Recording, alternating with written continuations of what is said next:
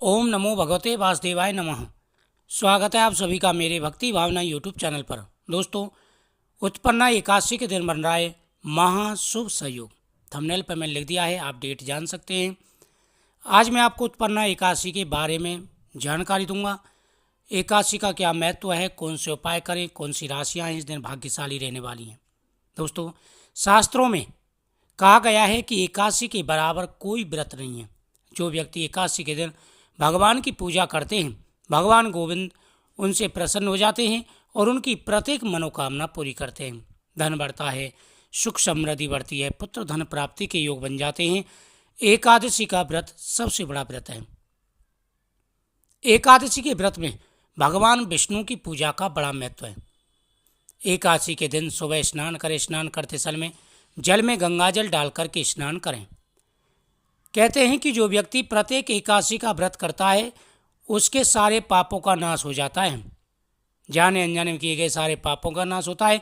साथ ही अगर आपकी कोई इच्छा पूरी नहीं हो पा रही है, पुत्र की हो, धन की हो, घर में कलेश होता हो या प्रत्येक कार्य में अड़चन आ रही है, तो भगवान के सामने संकल्प कर दीजिए और संकल्प करके एकादशी का व्रत रखना प्रारंभ कर दीजिए। आपकी मनोकामना अवश्य पूरी होगी। कहते हैं कि अगर संतान का सुख नहीं मिल रहा हो, पुत्र प्राप्ति ना हो रही हो, तो आप भगवान के सामने केले का फल रख दीजिए।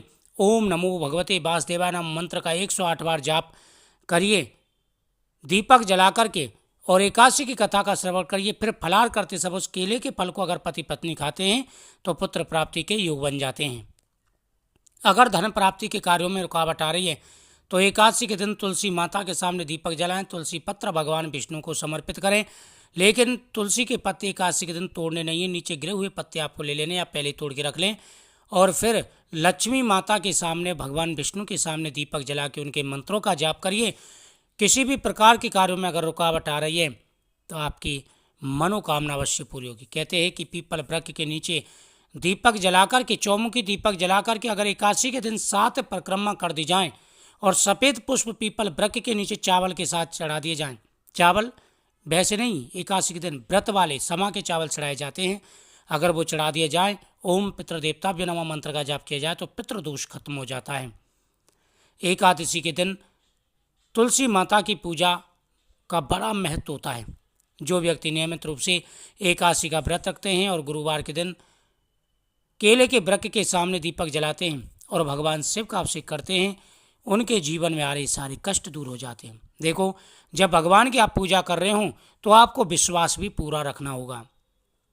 उत्पन्ना एकादशी का क्या महत्व, फिर राशियों की जानकारी दूंगा।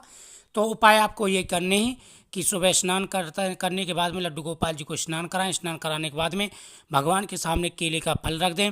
अगर धन की इच्छा है तो साथ ही भगवान विष्णु के साथ साथ माता लक्ष्मी का फोटो भी होना चाहिए। लड्डू गोपाल जी को तुलसी पत्र अर्पण करें।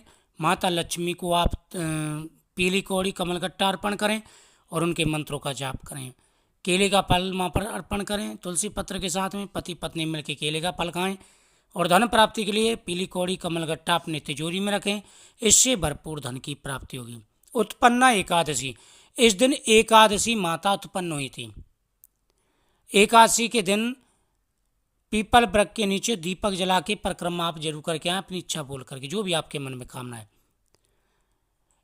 उत्पन्ना एकादशी के दिन एकादशी माता उत्पन्न हुई थी। भगवान विष्णु राक्षस से, एक राक्षस था जिससे भगवान विष्णु का बड़ा भयंकर युद्ध हुआ। मुर नामक राक्षस था और भगवान गुफा में जाकर के सो गए। तो जैसे ही भगवान सो रहे थे, राक्षस ने प्रहार करना चाहा भगवान सोते हुए भगवान के ऊपर। तभी उनके शरीर से दिव्य कन्या उत्पन्न हुई और उन्होंने खेली खेल में उस राक्षस का वध कर दिया। उसके बाद में भगवान जब निंद्रा से जागे तो उन्होंने देखा कि भाई राक्षस तो मारा जा चुका है।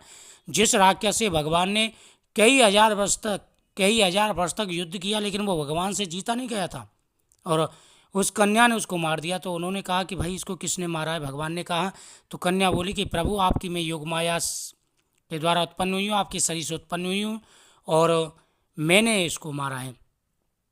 तो भगवान ने कहा कि तुम वरदान मांगो। उन्होंने कहा कि प्रभु वरदान मैं यही चाहती हूँ कि आज से लोग आपको मुरारी नाम से जाने और मेरी पूजा करें। तो भगवान ने उसका नाम एकादशी रख दिया और भगवान ने कहा आज के दिन एकादशी के दिन यानी महीने में जो दोनों एकादशी आती हैं उन एकादशियों के दिन जो व्यक्ति एकादशी का व्रत रखेंगे और भगवान विष्णु का पूजन करेंगे, भगवान उनकी हर मनोकामना पूरी करेंगे। तो इस दिन उत्पन्ना एकादशी के दिन एकादशी माता उत्पन्न हुई थी और इस दिन उनको वरदान भी मिला था। तो इसलिए एकादशी के दिन भगवान की पूजा जरूर करनी चाहिए। कुछ ऐसे पर्व होते हैं, ऐसे दिन होते हैं, अगर इन दिनों में भगवान की पूजा की जाए तो उनका फल बहुत ज़्यादा होता है।